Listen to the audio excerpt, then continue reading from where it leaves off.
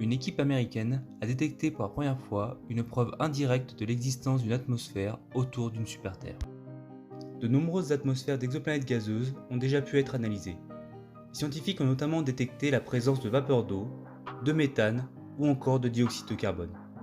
Grâce au télescope spatial James Webb, les astronomes espéraient détecter la première atmosphère d'une planète rocheuse.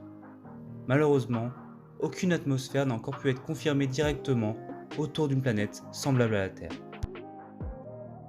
Les systèmes planétaires autour de naines rouges sont les plus simples à étudier. Les naines rouges mesurant environ un dixième de la taille du Soleil, l'écart de taille et de luminosité avec les planètes alentours est beaucoup plus faible. En contrepartie, les naines rouges émettent beaucoup plus de radiation et de particules que le Soleil. Les planètes autour de ces étoiles risquent donc d'être fortement irradiées. Constitué d'une naine rouge 5 fois plus petite que le Soleil, le système LHS 1140 se situe à environ 46 années-lumière de la Terre. Deux super-Terres d'environ 5,6 et 1,7 fois la masse de la Terre ont été découvertes autour de cette étoile.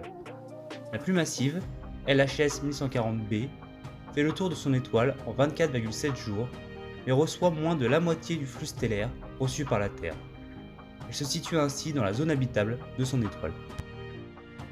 En 2024 et 2025, une étude de Cambridge a observé les transits de LHS 1140b et C.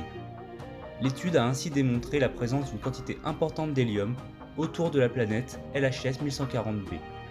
Ce signal, présent uniquement en 2024, serait dû à un échappement d'une partie de l'atmosphère de la planète à cause du vent stellaire.